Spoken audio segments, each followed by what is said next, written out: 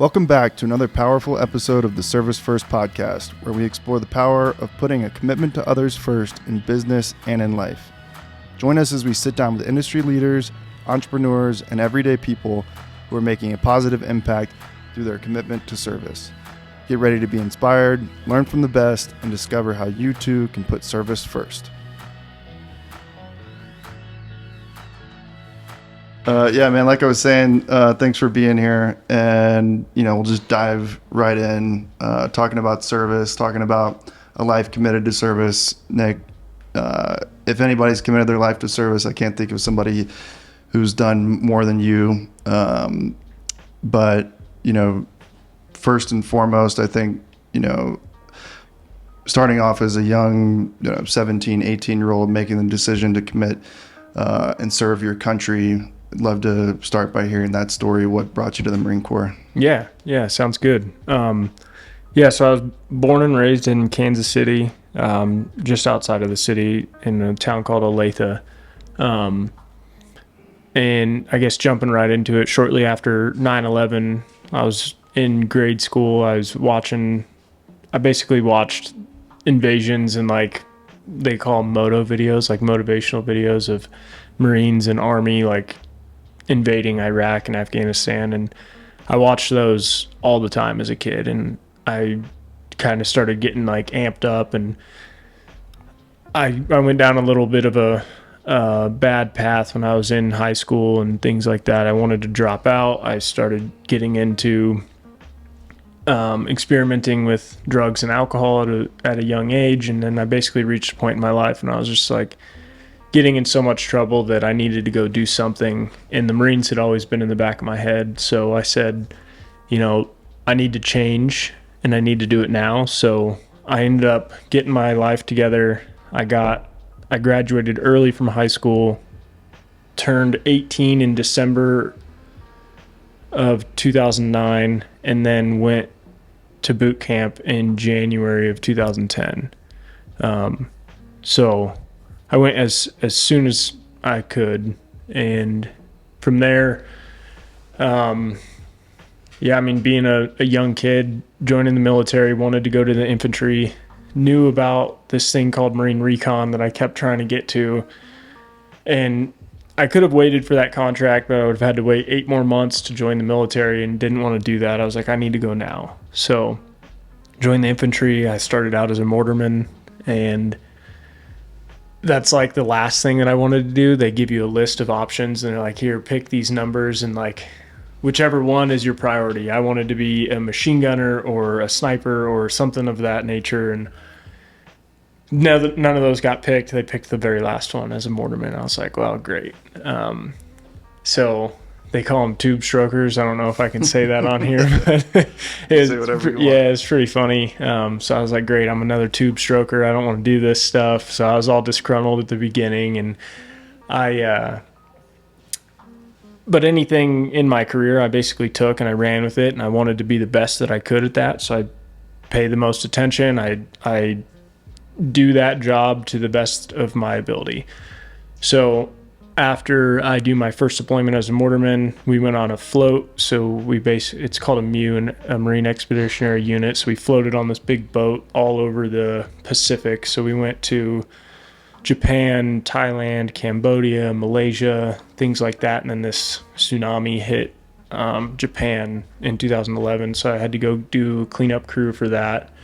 That was pretty wild. It was just devastation of this whole island. It was insane. It was one of the first extremely traumatic moments, I guess. But we were just there doing our job, humanitarian relief stuff. So it was a good experience for me.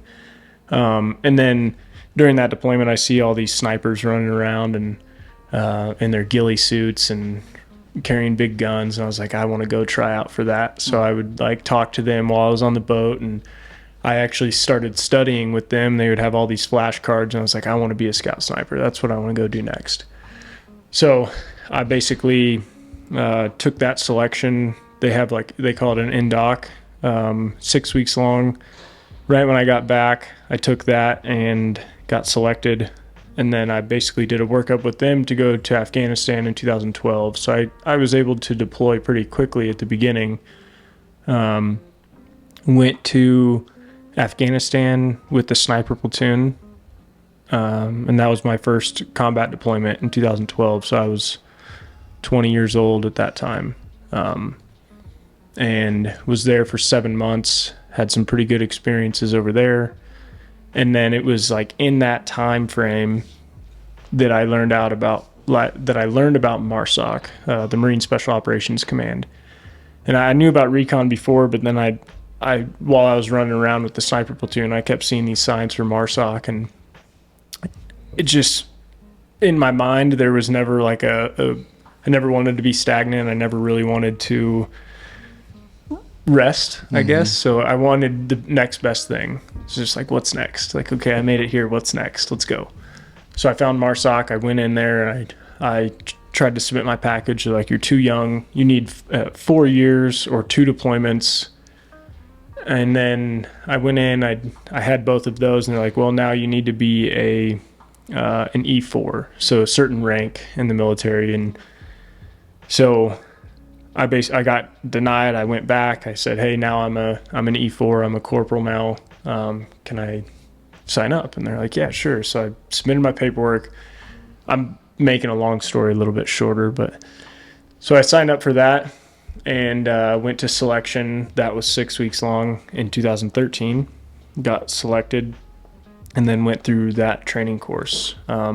So I moved really quickly for the first 4 years of my career and got to the Special Operations Command as soon as I could.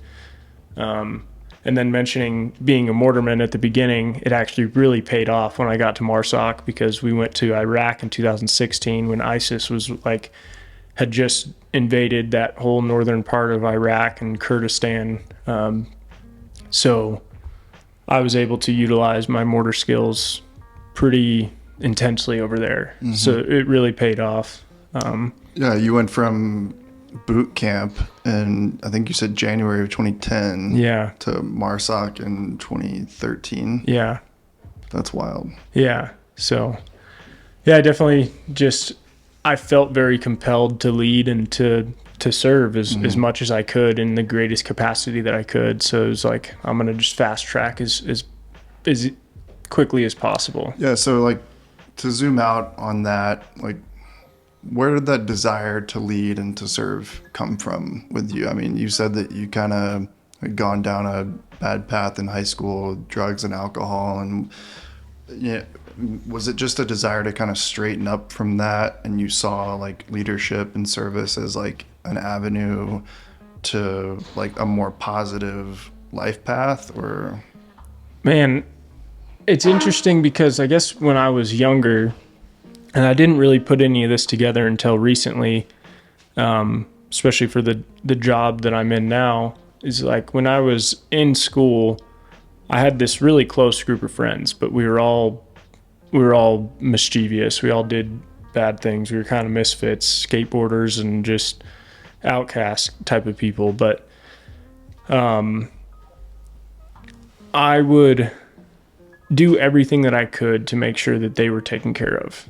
So we had a relatively stable household, and some of my friends were not fortunate enough to have that. So we basically, my dad would call it like the halfway house. We'd have all these kids staying with us whenever they were in need.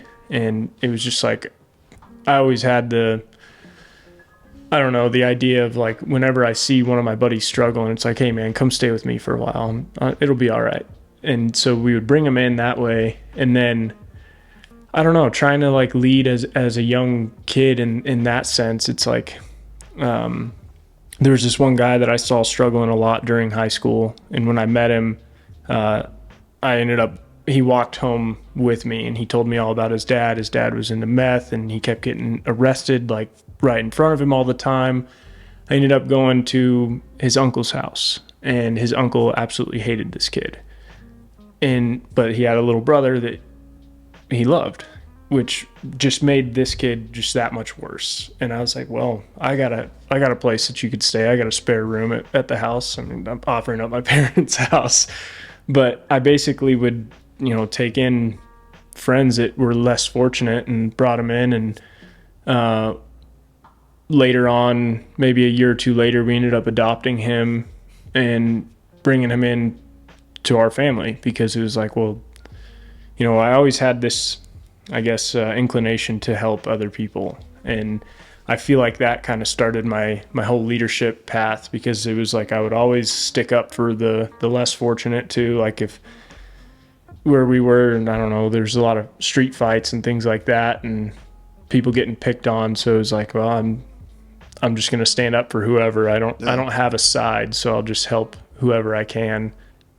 So I feel like that's where it started. And then when I joined the Marine Corps, there was just some sort of like burning passion inside of me that made me want to try harder and do harder, because I was like, I can feel that I've got a little bit more to offer. And it started as a young, like right in boot camp, because I graduated as the guide.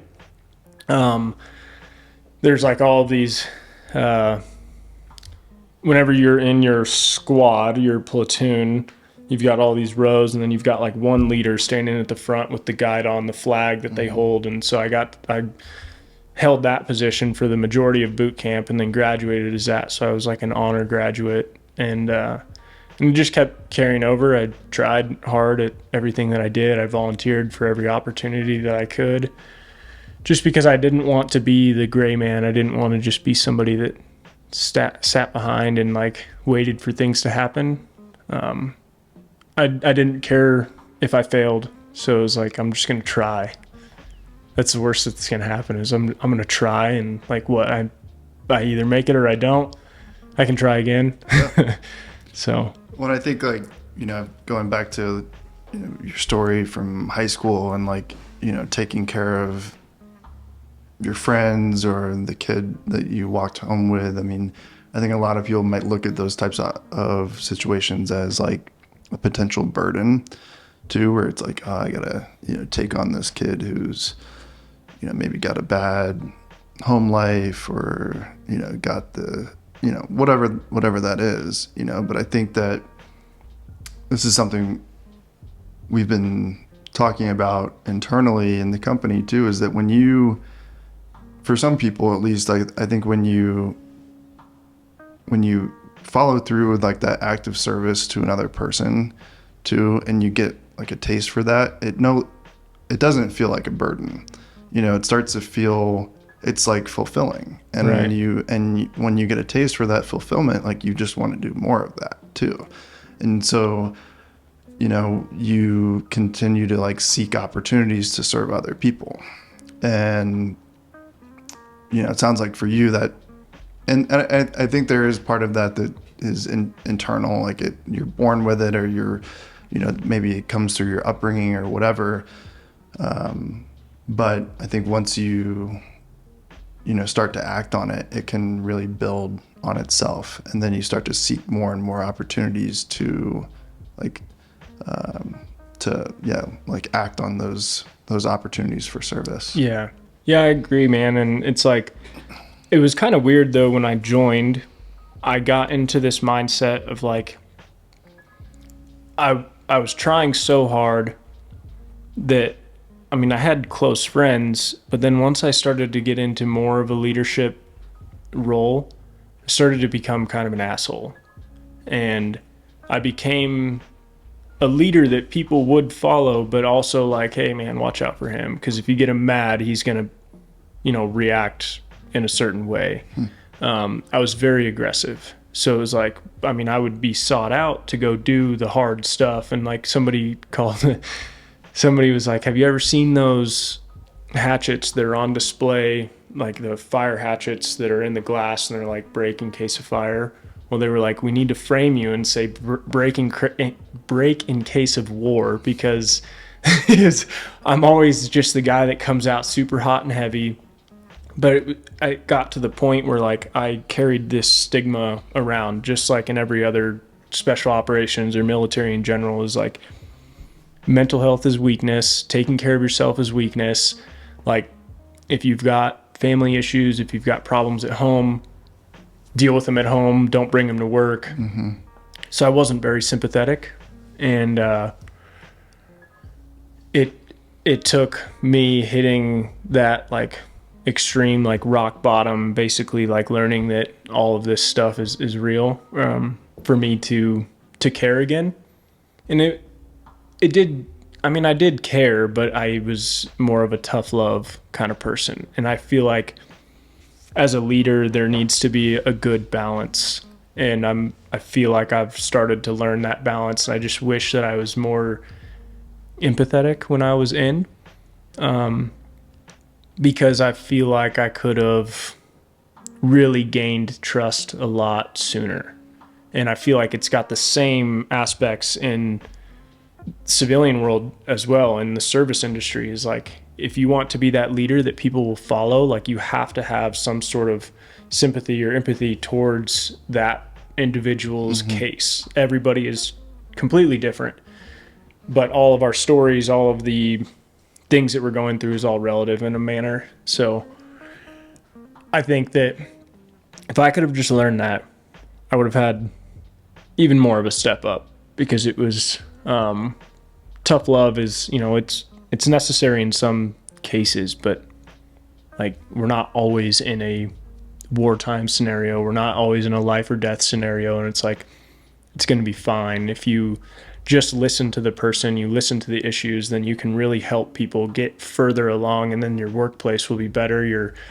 You'll have more trust on the battlefield or in the kitchen or in the battle zone of the tables and all that stuff. It's like, room. Yeah, the dining room. So did you see, like, as you progressed from like the big Marine Corps to like your recon job to MARSOC, like did that like break glass in case of war type of reputation, like did that develop over time, one direction or the other? Yeah, I think it's once I got more, I guess, elite, you would say. Like once I got more skills behind me, like I was an advanced sniper. I went to this close quarters combat school, breaching school, free fall, like advanced free fall schools. And like the more things I started to build up on, I was like, I'm unstoppable. I got the motivation. I wanted to try out for the next best thing. I kept pushing. I was at the top physical fitness of my life. And so I really felt like I was like that elite warrior, that I was unstoppable. So yeah, I feel like the more and more I started to climb, the more like confidence I had, but it was like, I was just so aggressive. I didn't ever take the step back to like focus on myself mentally and spiritually. Whereas like, it was like, well, working out is my mental release. Like that's what I'm going to go do to take care of myself. But if I would have had the tools that I do now, I would have been so much more collective and like been able to, I guess, conquer the battlefield in different ways other than just my physical attributes. Is that mindset, or like managing your emotions in that way, or lack of emotional management, I guess, is that like explicitly discussed in those types of like positions or in that line of work? Or is it just kind of like silently understood that like, hey, if you're here, this is kind of the way that we operate? Yeah, I would say it's silently understood, because like I was saying, I carried that stigma. It was like, here's a straw, dude, go suck it up. Don't come to me with your problems like that. We've got a job to do. It was very, I mean, now looking back on it, it's unfortunate, because if the retention could be so much higher in the workspace if we actually look at those issues, because they can be pretty easily fixed or adjusted with certain techniques or certain care to oneself. Because it was like, I was actually just thinking about this the other day. I would walk around so angry all the time just because I had so much, I don't know, aggression built up from my job, and I was always planning and prepping for the next mission, the next task, the next training opportunity, something like that. And I don't know why, but it was just like such an intense feeling inside of me all the time. And walking around with my daughter, my 1-year-old daughter now, it's like she's smiling, she's super happy. I'm smiling, I'm happy. I'm like rolling around on the ground. Like last night, I'm playing with my daughter in the kitchen, and I'm like jumping around like a monkey, and she's laughing at me. And I'm like, man, it was actually last night that I was thinking about this. I was like, I remember when I would just be so angry at nothing, and I couldn't experience joy like this because of my job. And it's like, I just wondered what would it be like if I was in still as a father with this child that all she wants is love. And so it just like hit me. I was like, I gotta, like, I don't know, try to get rid of this stigma in the military, because there's so many guys that I know that are fathers of boys or girls. And it's just like, I want you guys to be the best you can be for your families, because walking around angry all the time is not where it's at. Like, you can have this balance. You can still be this great warrior on the battlefield, and you can come home and be a husband and father, or wife and mother. Like, there's a balance. There is, in every job, and I know that it's there. So just being able to find what works for you is going to be crucial. So I think you don't feel like it's mutually exclusive. Like, you don't feel like you have to have that pent up anger and aggression in order to be the ultimate warrior, or to operate. Like, I mean, our special operations soldiers are the tip of the spear. I mean, they're the people like you are the reason why we have, the most dominant military in the world, and we depend on that to defend our freedoms here as Americans. But you're saying that there's a better way for us to balance emotional and mental health with still being able to operate at that level of proficiency. Absolutely.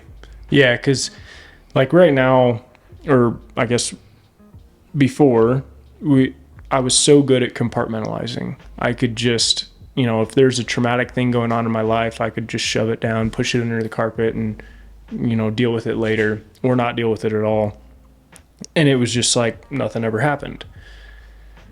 But then it starts to build up over time. All of these things compound, and, you think you're strong enough to continue to deal with them, but over time it gets heavier, it gets heavier, it gets heavier, and you don't realize it, but it's being expressed as anger or depression. And so we drink, we fight, we get out there and we work harder. Mm-hmm. Whereas if we had a way to offload that stuff by breathing or meditation or yoga or something of that nature, there is a way to deregulate your nervous system.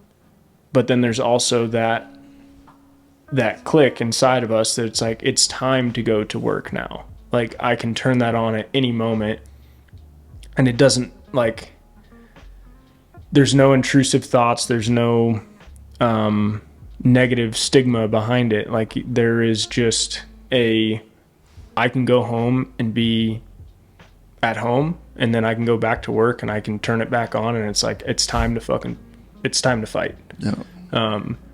Whereas whenever we go home now, all we think about is like, it's time to fight. Mm-hmm. Like, that whole fight or flight, you're in a hypervigilant state 24/7. I mean, even I'm sure working in the service industry, because it's like, you need everything to be the tip top shape. You need your customers to be happy. You need all of your employees to be happy. You need everything to go exactly how it should. And we strive for that perfection. So whenever we get home, that's all we think about. And it's like, how do you separate those? Yeah. I mean, it seems like inappropriate and like comical to draw lines between, your experience and like military service to like restaurant service.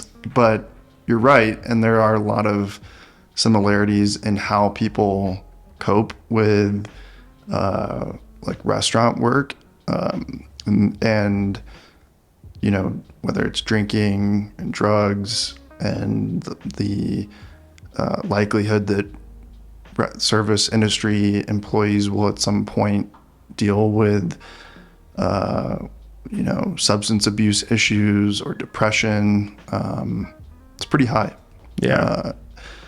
And it's a stigma that we've dealt with in our company for sure. And we work hard to find more positive avenues for people to deal with the challenges that come along, with the territory of working in restaurants, because they are stressful environments for sure. Yeah.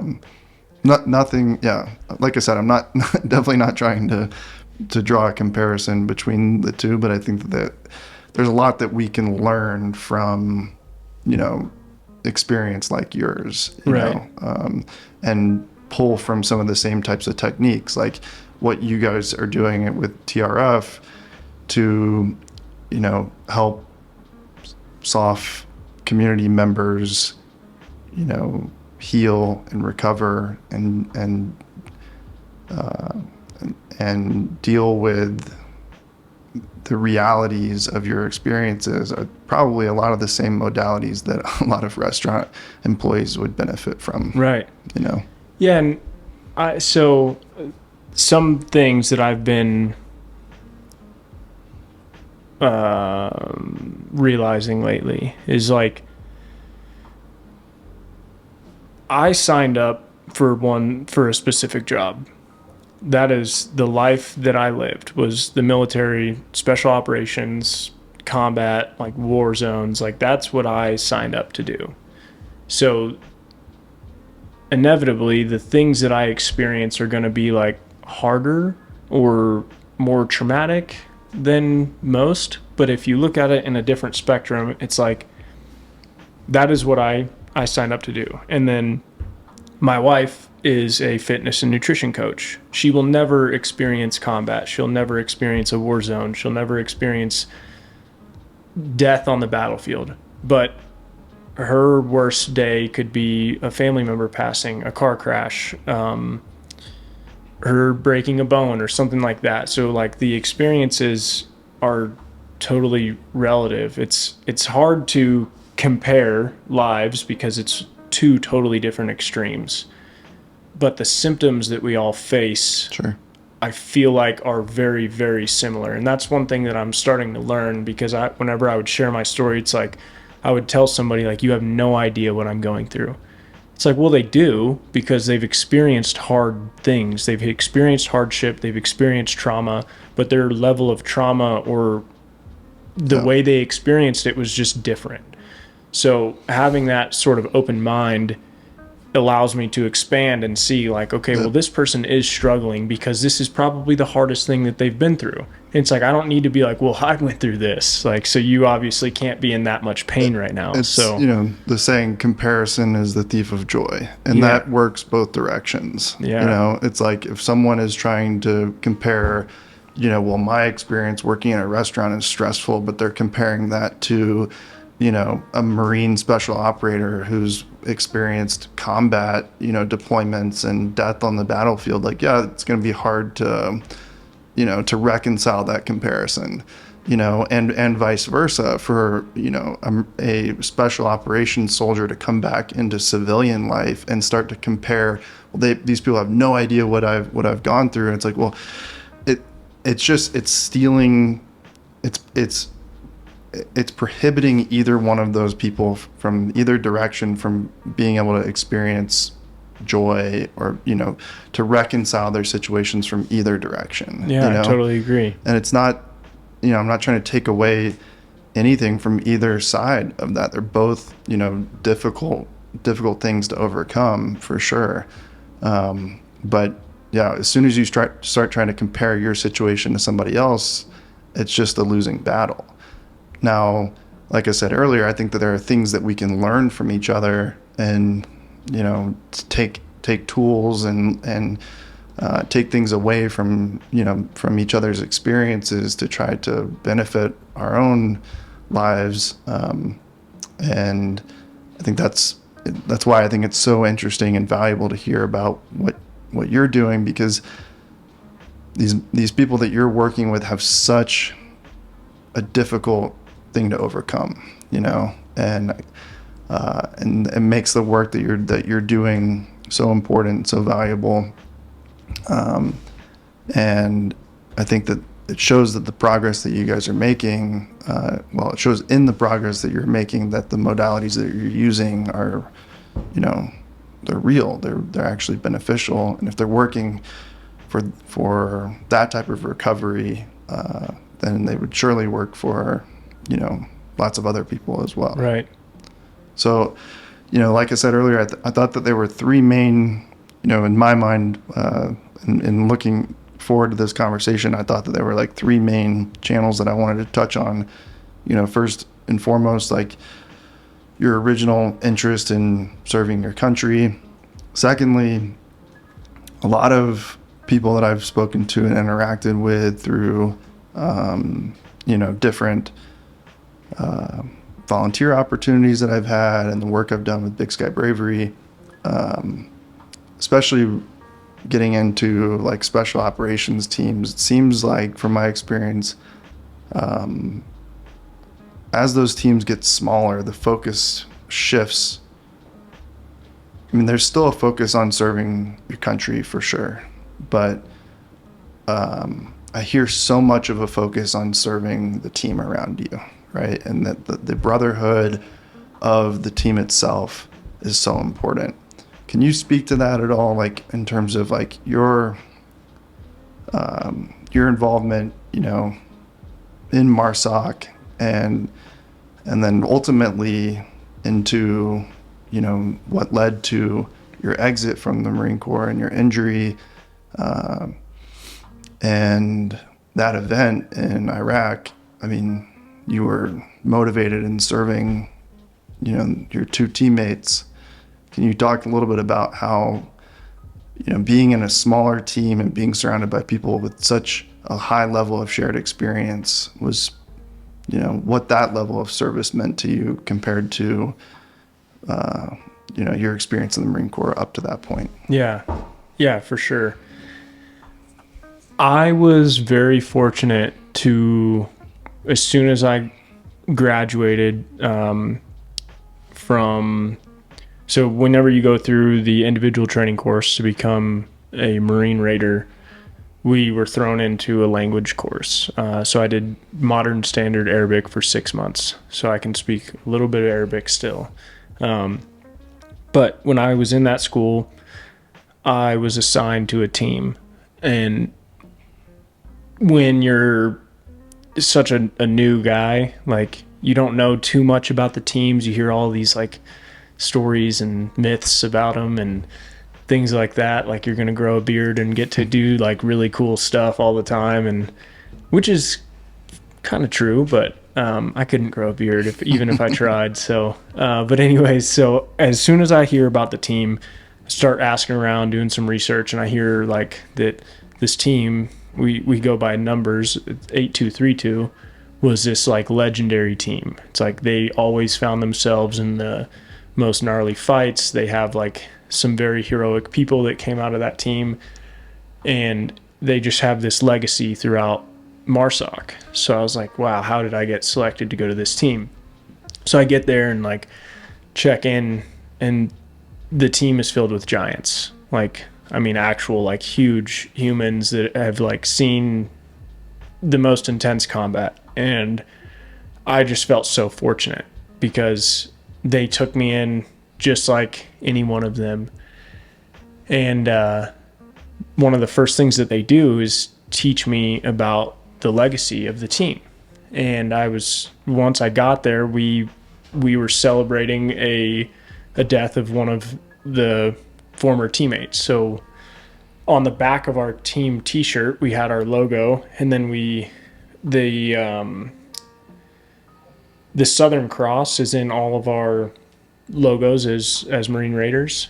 It's 5 stars. Well, so when somebody would pass away in the team or get killed in action, they would take one of those stars out and replace it with the logo of that guy. So on every anniversary, we would talk about that specific guy.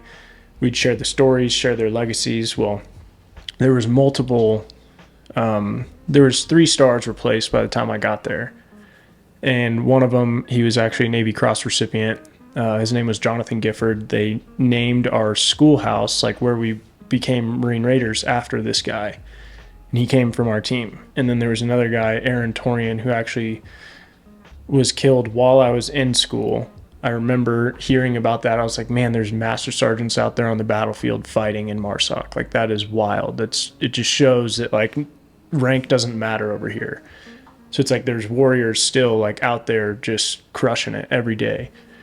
Well, so then I hear about Aaron Torian, and he is like the man's man. He's done everything. He builds everything by himself. He's just like, they called him the Hammer of God, T.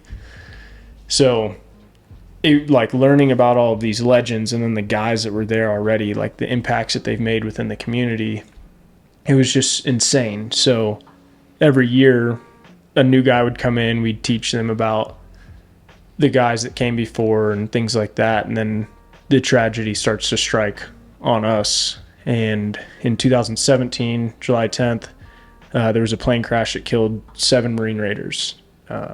There were 16 Marines on the plane. They all died. 7 of them were from my company.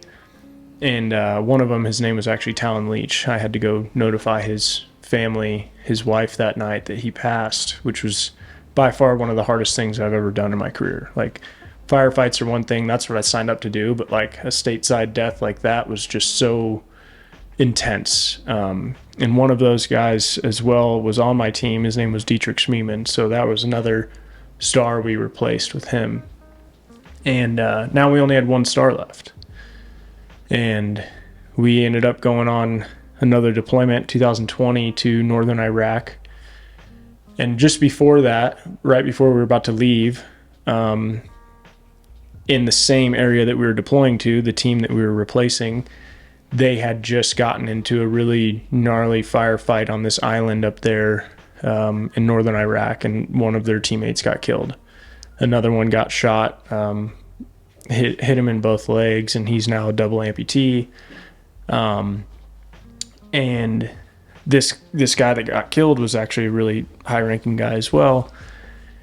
And so I told my team, because we had a lot of new guys there that had never seen combat, I was like, hey man, like, it's real. Like, this shows you, yes, it's 2020, but there are things that are still going on overseas that, like, we need to be prepared for.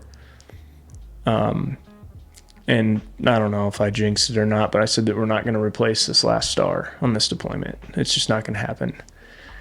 So we get over there to Iraq, and we start out pretty slow, doing a couple operations, and then we find ourselves doing a lot of, like, we called it subterranean warfare. So like going into caves and tunnels and things like that. And it started to get a little bit more intense. And then we got tasked with a really large mission. There's a lot of ISIS fighters occupying these cave systems outside of this town. And they've been watching it for a while. There's only been 7 fighters, no big deal. So we get tasked with this to take our partner force there. And I come up with the whole scheme of maneuver, where we're going to go, what caves we're going to clear first. We had a ground element on the ground that had snipers and machine gunners and rockets and all of that stuff, everything that we would need already there. And then my team was going to fly in, we were going to land, and as we were landing, they were going to strike it with bombs. So like, we had the whole orchestra ready.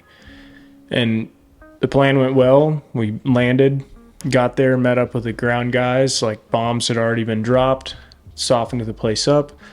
But the thing that we knew about caves is that you'll strike the entrance, but it doesn't go inside of the cave. So if there's people in there, they might be confused and dazed, but they're not going to be dead unless they're right there at the front. So upon like infill, the snipers and machine gunners actually got to kill some guys on the way in. So that was nice. We had those guys up there. But that just went to show like there's still people alive. And I forgot to mention this part, but on 24 hours before we were about to leave, we got an intel update that it went from 7 fighters to 9. And then a couple hours later, there's 11, then 12, then 13. all the way up to 19 fighters, like 2 hours before we were about to leave. And they said, "You're still going."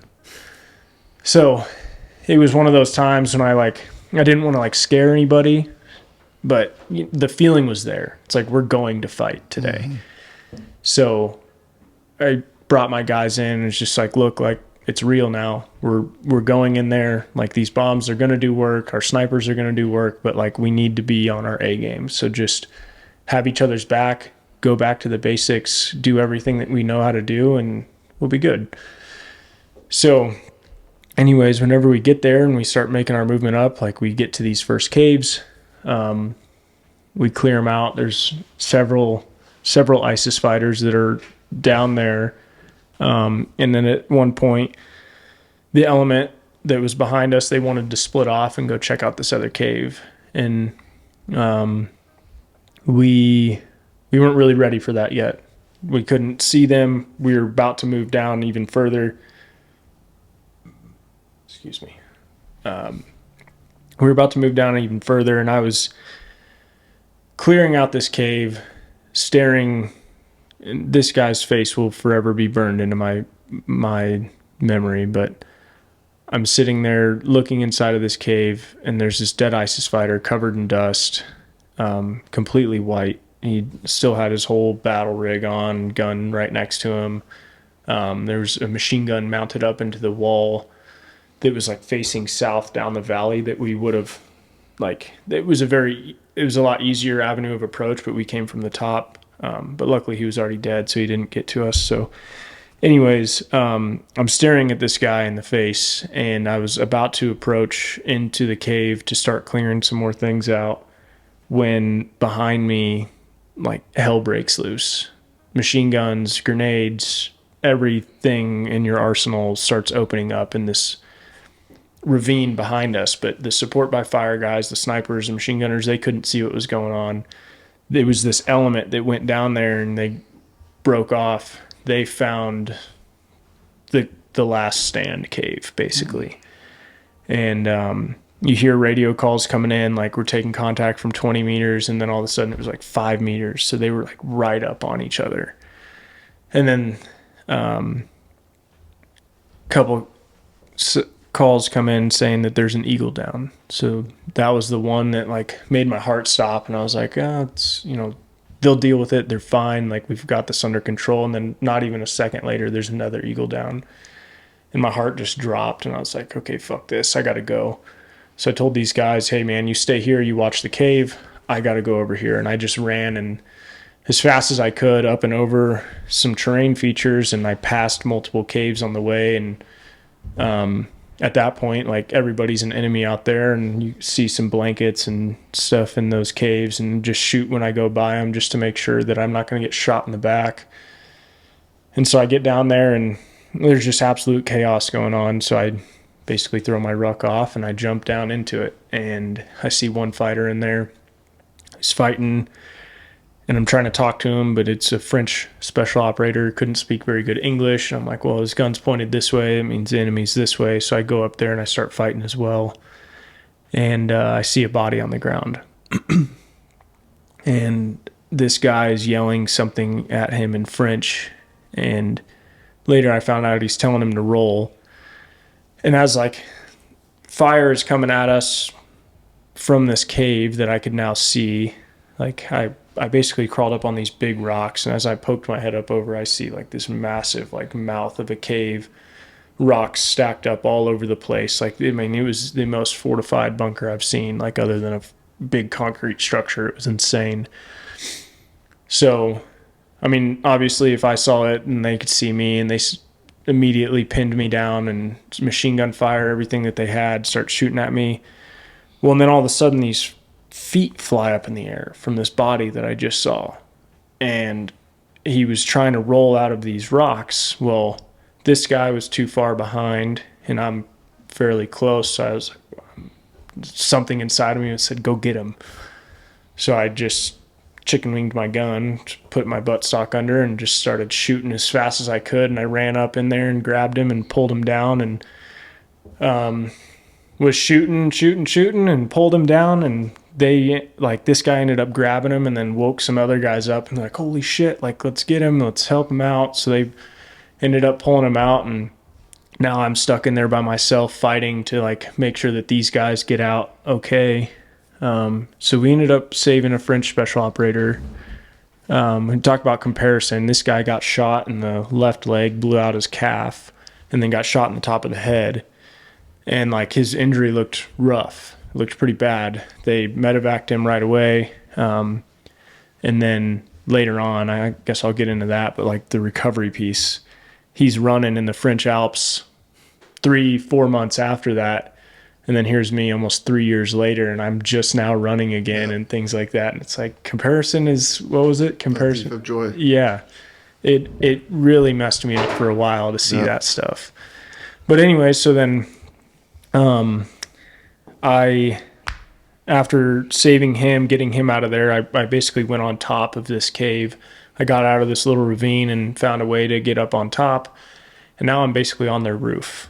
And I'm talking with the snipers, and they can see kind of in there. So every time I would approach up there to try to find the other 2 casualties, the snipers would cover me by shooting within feet. And as a special operations sniper, you're supposed to be, you gain this qualification to shoot within 1 meter of your friendly force. So that's like 3 feet and some change. They were shooting within a foot of me for sure. Like, definitely have the utmost like confidence and trust in the Marine Sniper School. We call it MASC, the Marine Special Operations Sniper Course. So I mean, it was insane, the level of skill that they have. I definitely am super thankful for those guys. But anyways, I made my approach up there, and I finally see my teammates down there. There's 2 of them that were killed right in front of this cave. And so now it was, I mean, no longer like an ISIS clearance operation. It's now like a recovery mission. So I went back and tried to formulate some ideas, and I'm like, well, I'm going to get killed if I go down in there, so I need to figure out something. It's like, I got all these grenades on me, I might as well go up on the roof and start chucking them. Like, if I'm looking over this table, basically chucking them underneath it. So I start doing that, and I have a guy actually come up to me. He's actually our financial officer on the team for Talons Reach. He could see me like trying to get deeper and deeper, so he came up and held my belt at one point so I could like sneak down in there and throw grenades as far in there as I could to try to kill these guys, get some lull in the fight, and get down there. But they had so many different fighting positions all over in the mountain on the other side of us. Like, it was insane the way that they had this place fortified. So I tried multiple times. I ended up calling an Apache, like an attack helicopter, in to do gun runs on the cave, and still there was no like letting up from the enemy. On my final attempt, I went up there and I ended up getting shot in the leg. And those people that say that they don't know that they got shot, like, it's pretty hard to believe, because when I got shot, it was like getting hit with a baseball bat in my shin, and it was pretty painful. So I knew immediately, and I had a lot of adrenaline. Right. But I think it was because later I found out that it completely destroyed one of my sensory nerves, my main sensory nerve in my leg. So I refused care for a while. I tried to continue fighting, coordinating as much as I could to help out, because the guys who had just been killed were 2 of like the high level ranking guys in our team. He was one of our team chief, and then actually the executive officer of the company. So 2 higher ranking people. But me as a staff sergeant, I ended up taking over the entire like ground operation down there.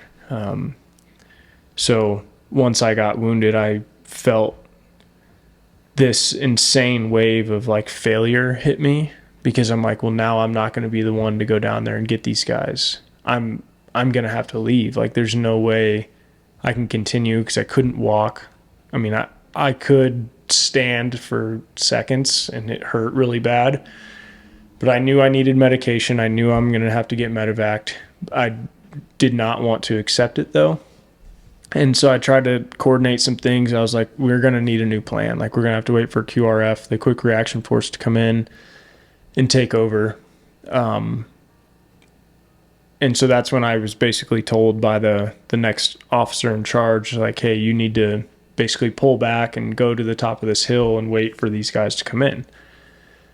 So I was pretty reluctant, but I did. I got picked up, and later that night, the Delta Force guys ended up coming in. And they got into a really intense fight as well. Killed several guys inside of that cave, and then rescued both Americans from in front of the cave. So I'm forever grateful for those guys as well and for what they do. I actually met a few of them through BSB at the fight night. So that was pretty cool. The guys that were actually there that day? There was one of the guys, he was a part of that mission, so it was cool to talk to him and touch base with him. That's awesome. But yeah, it was, I would say that was, everything that we've talked about beforehand. That was the moment in my life when I realized, like, PTSD is real. Mm-hmm. After the mission, I was in the hospital getting treated, and then the next morning we do the ramp ceremony and just send them off, and I could not stop crying. I couldn't hold it in. Like, no matter who was looking at me, it was just coming out. And I don't know if it was the feeling of failure or loss or guilt or shame or whatever it was, but it was just taking over. And then it just progressively felt like it got worse and worse and worse. Now every traumatic event started coming back up, and it's like all of this stuff is crushing me. It's like, what is happening? What is all of this emotion coming to me right now? And I tried to hold it all in. I tried to just push it away like I normally did, but I couldn't do everything that I wanted to do. Like, fitness was my outlet, and I couldn't do that anymore. And so things just got worse and worse, and I did what I knew how to do best, and I would drink it all away, try to forget it, and it just made everything worse. So then I finally raised my hand and said, I need help. And that was when, in the middle of all my surgeries and things like that, I started really deep diving into my mental health, because people could see that I was physically hurt, because I walked around with a cane for a year and a half. I had all the scars to show it. I had the pain in my face, gaining weight, and all of this stuff. It's okay, this dude's obviously hurt. But I could still smile in public. And so nobody knew the extent of what was going on in my head, minus the people that were closest to me that see me at night. And so it was one of those things that I wanted to hide for so long, until we did one of the funerals, and I busted out again and lost my cool and went to the back and told the medical officer, I was like, I need help now. It's getting too hard. I can't do this by myself. So I took this stand and I said, hey man, I gotta go. So I went and deep dove into every possible modality that I could. I started with seeing a normal psychologist and psychiatrist. So now I'm a walking zombie on all these meds, and start going to talk therapy. And then I finally get checked into this traumatic brain injury clinic, where they have all of these different modalities. You go to occupational therapy, vision therapy, PT for balance and things like that. They're trying to attack everything from multiple different angles. And then I started seeing this art studio at the front, and then I hear about this music therapy, and I was like, well, this stuff's not really working for me. I feel like I'm just another 9:00 meeting for this person. I have to continue sharing the same fucking story over and over again. This isn't for me. So I went and tried these things, and the first time I tried art, they had me look at all of these symptoms, or I guess feelings. There was one page for positive feelings, and then there was a packet of negative feelings. So I'm flipping through this, circling everything on the negative side, and I've got one happy thing over here, and she gives me 6 note cards and she says, draw them. So they're just like words that Yeah. you're flipping through, and you Yep. have to like circle like. Yeah, it was like the first exercise. Like, so here's a bunch of negative ones. Here's a little bit of positive ones. Circle 6. I just kept circling. And so she's like, here, draw them. You've got a couple hours. And so I picked one, and I started to draw it. And I picked Ultimate Sacrifice. It was what was fresh on my mind. And I started drawing, and like I wanted to draw something bright, but I started drawing mountains. It's like my thing that I would do. That was like where I wanted to be. And so I started drawing all these mountains, and then next thing you know, it turns into the cave, and then it turns into the dead tree that was there, and then it turns into like blood and like a crying son. And it was the most wild thing. And like whenever I started, I told her, I was like, I can only draw stick figures and smiley faces. Like I don't know how to do all this other stuff. And then like literally my brain, my mind, whatever took over, and I started drawing and just started bawling my eyes out, and I couldn't explain it. I worked on this one 4x6 note card for 2 hours, and I was a wreck. And I stayed in there for even longer because I was like, I don't know how to control myself right now. Like, this is insane. So then I was hooked. I was like, amazing. I didn't have to talk to anybody. I just put in my headphones and I just cried my eyes out. I don't give a shit what these people think about me right now, because like I'm processing something super deep. Yeah. And so I got into painting, and I did some painting. Now I do some other weird stuff with art. It's not weird, but it's like pour painting, like just moving around the canvas. It's awesome. It's there's just so many different outlets that you can try. And then like the music piece was huge for me, just immersing myself into different songs or trying to play different instruments. It was very fulfilling. So it was like, there's something here with these different modalities.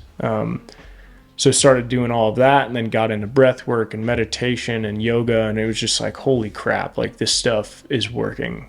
It's helping to deregulate my nervous system. It's helping to like put me into a more positive parasympathetic state rather than being like completely on overdrive all the time. So, I guess I'm just going to go right into. Yeah. I mean, if you got anything, sorry, I'm rambling. No, you're not. This is perfect, because I think this is really the third and final kind of chapter, at least in my mind. And I think it fully closes the loop, because you're doing a great job of explaining how, you really found these modalities as part of your own personal healing process. And now you've turned them into what is now TRF, and sharing them with other people from the soft community that need them as well, right? And you're leading that charge both, from the forefront of the organization as the president of Talons Reach Foundation, but also running your own programs, right? So I guess that's my final question for you is that, explain the process of, taking these modalities for you personally as part of your healing process, and now sharing them with others, and what you've seen in terms of helping other people heal, but then also what that means to you personally, and how that has affected, your personal journey in recovery and healing, and I guess the process of being able to turn that from purely a personal and individual process to being able to share it with other people who need it in the same ways that you do. Yeah.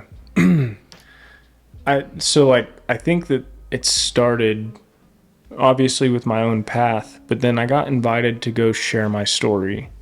And this was very recent after the event.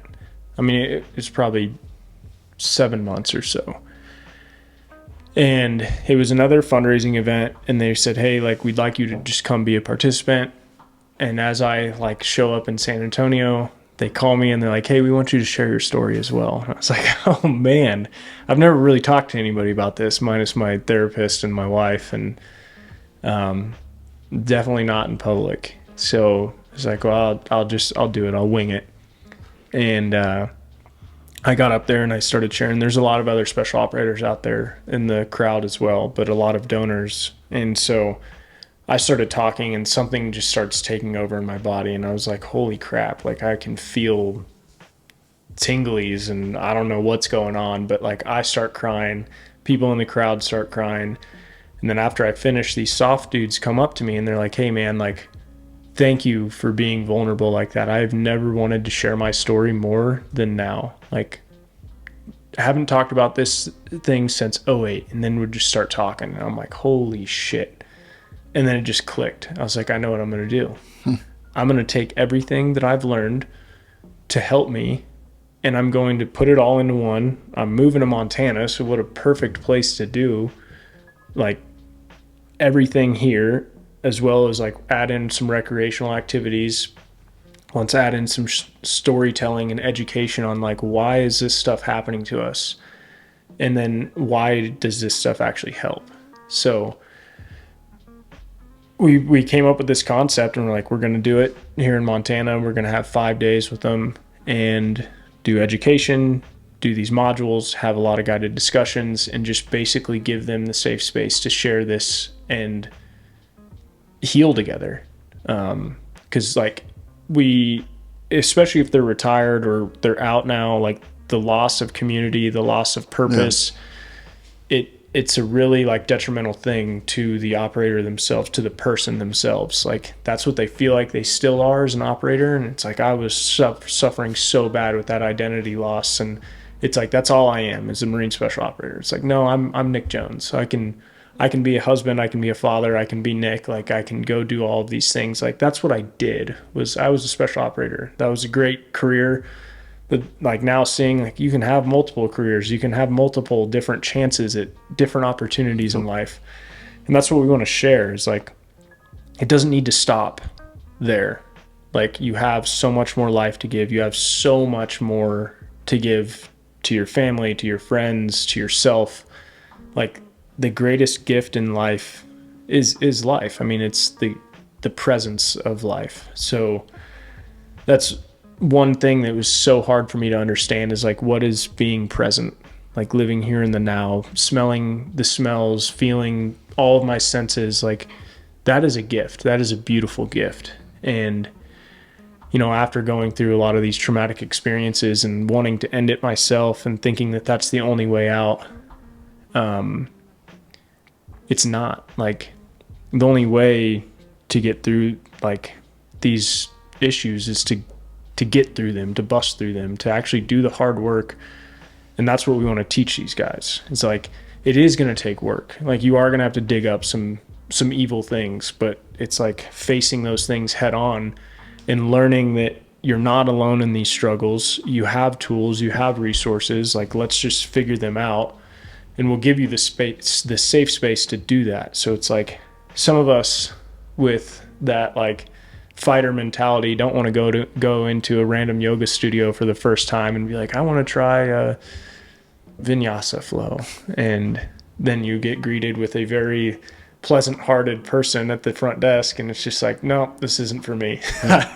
Like I'm going to get judged by all these people in here, and like I'm going to be fighting through all of these poses. Whereas like, if you go in there for you can get the work done. You don't need to go in there for somebody else. You don't need to go in there to be the best, because that's normally what we try to do, is like, there's a fitness class, I'm going to beat everybody in here. It's like, no, like, so we want to give them the understanding of like how to utilize these tools and like different ways to, and different times to, because it's like you can go home and do these things, very simple techniques, breathing techniques, like in your car at home, and nobody will even know that you're doing them. It's very subtle. You don't need to break out your yoga mat every time that you're feeling stressed. There's other things to do.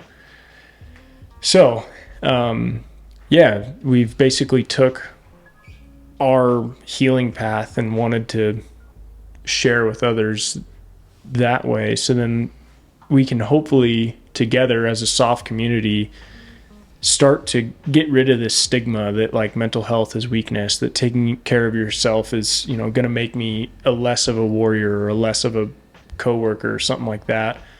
because it's just not the case. Like there's time and time I've already heard from the guys that we've helped that it's like, if I would have known this when I was still active or when I was still in the team fighting, I would be that much better of an operator because I could learn how to switch it off whenever I get home. I can be a husband, I can be a father. It's like when you don't know that balance and you get home and you're so high strung, it's like the 20 years is going to come to an end. Your career one day will stop. You're going to leave the community, and now you're going to have everybody who's been fighting with you in your household relying on you to be that person, to be that husband, to be that father or wife or mother, and they need you.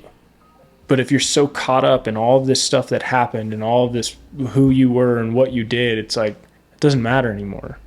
I mean, still cherish those moments, but learn from them. And if we can have these tools to help us regulate to be a better person, then why not practice those things? So what's the ratio of TRF recipients that are veterans to active duty? It's just about 60-40 right now. So 60% veterans, 40% active. That's awesome. Yeah. So, which was actually kind of surprising. I figured we were going to get more veterans, like guys who've been out for a lot longer. But we're starting to see more and more active duty guys that are in the like middle frame of their career. Right. So like 10 to 15 years. The first one, we were getting like guys everywhere from 15 to 20 years. And then, we've had a lot of actual like retirees, 20 plus year guys. So which is actually pretty amazing to see as well, because it's like we hear those guys all the time saying, I really wish I would have taken care of myself earlier, because it is a lot of work right now. Yeah. There's just so much. Yeah, I mean, there's so much value on any part of that spectrum, but like you've already mentioned a few times, I mean, I think if there's an organization like yours that can put an intentional focus on catching these guys at the early stages of their career and being able to, and educating them on how to implement those modalities like while they're active duty, and ideally improving the retention rates, right? Where they're able to, whether it's stay in longer or be able to perform at a higher level for a longer period of time. I mean, that's a win-win, right? I mean, like they're improving mental health and improving performance and improving, length of tenure. I feel like that's what that's a best case scenario, right? So it's cool I didn't realize that you guys had that much of an active duty presence on the programs. That's really cool. Well, hey man, I really appreciate it so much. It's really cool to hear the details of the story and your story and hear more about, what you're doing with TRF. We're so proud to be a supporter and be a small part of what you guys are working on. Look forward to, continuing to support and any way that we can being here for you guys, because we believe in the mission and believe in you. Super proud of the work that you're doing and super proud of the fundraiser. You guys did a great job at the event, and just looking forward to seeing what's next for you guys. Thanks, man. Yeah. I really appreciate it. Yeah, absolutely. Thanks, buddy. Yeah.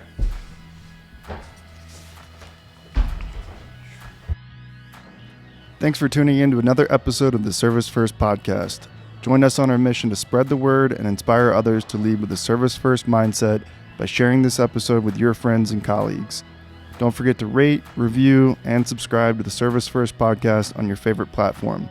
We can't wait to connect with you and continue this important conversation about service, community, and leadership.